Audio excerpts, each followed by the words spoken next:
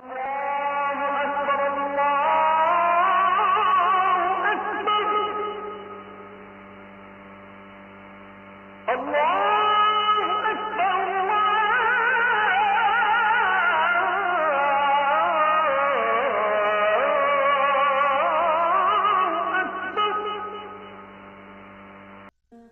ডান হাতকে বেশি গুরুত্ব দেওয়া হয়েছে ইসলাম ধর্মে। যে জিনিসগুলো সম্মানজনক, যে কাজ করা মুস্তাহাব, যেসব কাজে আশীর্বাদ পাবো, যে কাজগুলো ভালো, সেগুলো ডান হাতে করা উচিত। আর অন্যান্য কাজ যেমন পরিষ্কার করা ইত্যাদি, এগুলো বাম হাত দিয়ে করতে হবে। আর নবী মুহাম্মদ সাল্লাল্লাহু আলাইহি ওয়াসাল্লামের সুন্নাহ অনুযায়ী খাওয়া দাওয়া করবো ডান হাতে, পান করবো ডান হাতে, হ্যান্ডশেকও করবো ডান হাত দিয়ে। আর যখন কোনো পোশাক পরবো তখন আমরা ডান দিক থেকে আগে ঢোকাবো। শার্ট পরলে প্রথমে ডান হাত ঢোকাবো, যদি প্যান্ট পরি তাহলে আমরা ডান পা আগে ঢোকাবো। জুতা পরার সময় ডান পায়ে আগে পরবো। আর একইভাবে আমরা যখন অজু করব ডান দিক থেকে আগে আসবে, প্রথমে ডান হাত, তারপর বাম হাত, প্রথমে ডান পা, তারপর বাম পা। যখন মসজিদে প্রবেশ করব তখন ডান পা আগে। যখন আপনার নামাজ শেষের দিকে সালাম ফেরানোর সময় ডান দিক আগে, কালো পাথর ছুঁতে গেলে ডান হাত আগে, চুল আঁচড়ানোর সময় ডান পাশ আগে, মোচ কাটার সময় প্রথমে ডান দিক, হাতে নখ কাটবো ডান হাত আগে, শরীরে অনাকাঙ্ক্ষিত চুল ফেলে দেবেন ডান দিক থেকে আগে, মাথা শেভ করার সময় এখানেও আগে ডান পাশ, টয়লেট থেকে বের হবার সময় প্রথমে ডান পা বের করতে হবে। যদি আপনি চোখে সুরমা দেন তাহলেও ডান চোখ আগে। আর হয়তো আপনি মিসওয়াক করছেন, দাঁতন দিয়ে দাঁত মাজা, এখানেও ডান দিক থেকে প্রথমে। তাহলে এগুলো আমাদের নবীর সুন্নত, নবীর কাছ থেকে শিখেছি।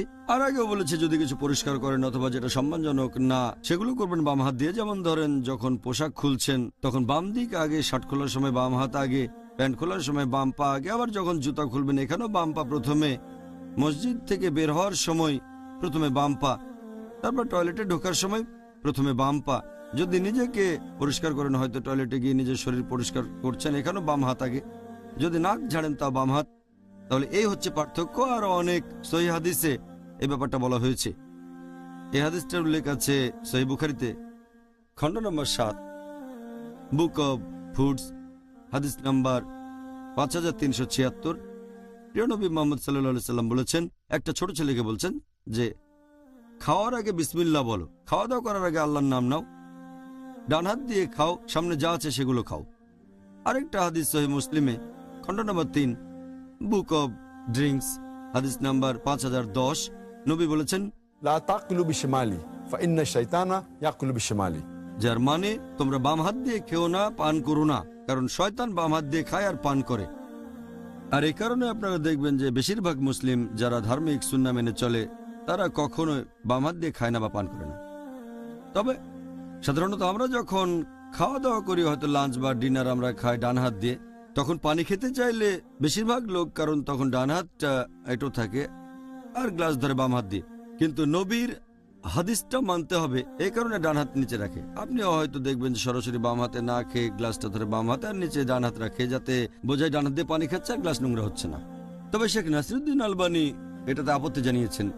তিনি বলেছেন, যদি কোনো হাদিসে বলা থাকতো যে ডান হাতে পান করো বা ডান হাতে খাও, তাহলে এই কাজটা সঠিক হতো। মুহাম্মদ সাল্লাল্লাহু আলাইহি ওয়াসাল্লামের হাদিস যেটা বলছে বাম হাতে খেও না বা পান করো না, কারণ শয়তান বাম হাতে খায় আর পান করে, তাই এখানে আপত্তি জানিয়েছেন। তিনি বলেছেন যদিও ডান হাতে তখন এটো, তারপরও আপনি সেই গ্লাসটা ধরবেন ডান হাত দিয়ে, কারণ আপনার আত্মা নোংরা হওয়ার চেয়ে গ্লাস নোংরা হওয়াটা অনেক বেশি ভালো। তিনি এটাতে একমত না, বাম হাতে ধরে নিচে ডান হাতটা দেবেন। বলছেন সরাসরি ডান হাতে ধরবেন, গ্লাস নোংরা হয়ে গেলে সমস্যা নেই, নিজের আত্মাকে নোংরা করার চেয়ে গ্লাস নোংরা হওয়া ভালো।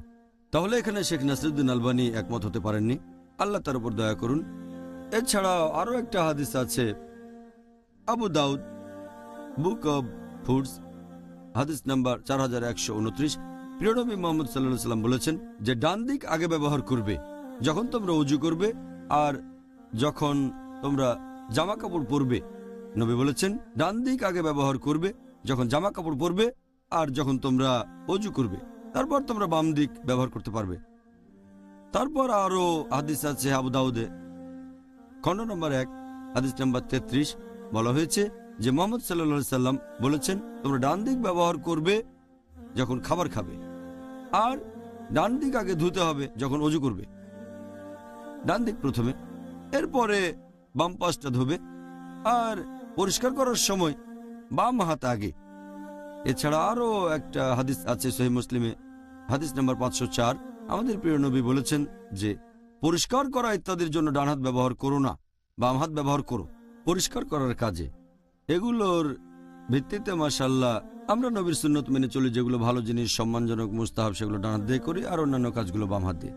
আর এরকম করার পেছনে যে কারণটা, সেটা হচ্ছে যে মেডিকেল সায়েন্স এখন আমাদের বলে যে আমাদের ব্রেনের বাম অংশটা শরীরের ডান পাশকে নিয়ন্ত্রণ করে, আর ব্রেনের ডান অংশটা শরীরের বাম পাশকে নিয়ন্ত্রণ করে।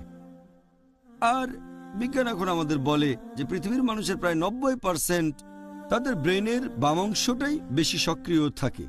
এজন্য দেখবেন মানুষের মধ্যে প্রায় 90% হচ্ছে ডানহাতি, কারণ ব্রেনের বাম অংশটা বেশি সক্রিয়।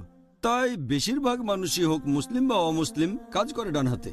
ইসলাম উৎসাহিত করেছে যে ভালো কাজগুলো করবে ডান হাত দিয়ে, আর পরিষ্কার করার সময় বাম হাত দিয়ে। এর কারণ হলো সাধারণত বেশিরভাগ লোকের শুধু ব্রেনের বাম অংশটাই সক্রিয় থাকে, যেহেতু আমরা ডানহাতি। তবে ইসলাম আমাদের ডান হাত ব্যবহার করতে উৎসাহিত করেছে শরীরের ডান অংশটা ভালো কাজের জন্য, পাশাপাশি বাম হাতও ব্যবহার করতে বলেছে সেই কাজের জন্য যেগুলো সম্মানজনক না, যেটা পুরোপুরি উল্টো। তাহলে এখানে একজন মানুষ ভালো কাজগুলো তার ডান হাত দিয়ে করছে, তবে বাম পাশটাও ব্যবহার করতে বাধ্য হচ্ছে। যেমন ধরেন মসজিদ থেকে বের হওয়ার সময় আগে বাম পা রাখতে হবে, টয়লেটে ঢোকার সময় আগে বাম পা দিয়ে ঢুকতে হবে। এখানে আমরা সচেতনভাবে চেষ্টা করছি। যেমন ধরেন যখন পোশাক খুলব, সাধারণত মানুষ আগে ডান হাত খোলে, পরেও ডান দিক থেকে, আবার খোলার সময় ডান দিক থেকে। এটা একটা কমন অভ্যাস। আর এখানে আমরা ইচ্ছে করে সচেতনভাবে বাম দিক ব্যবহার করছি পোশাক খোলার সময়, বাম পা আগে আমাদের জুতা খোলার সময়। এভাবে আমরা ব্রেনের অন্য অংশটাকেও ব্যবহার করছি, যদিও ডান দিকে চেয়ে কম। এতে করে আমাদের ব্রেনের এক্সারসাইজ হয়, আর এটা ব্রেনের জন্য ভালো। বৈজ্ঞানিক দিক থেকে এটা উপকারী, নবী নির্দেশ দিয়েছেন। তাই বেশিরভাগ কাজ ডান হাতে করি, তবে সচেতনভাবে বিশেষ কিছু কাজ বাম হাতে করে থাকি। এটা আমাদের ব্রেনের জন্য খুব ভালো এক্সারসাইজ। আরও একবার দেখলাম ইসলাম ধর্ম ভারসাম্য বজায় রাখে।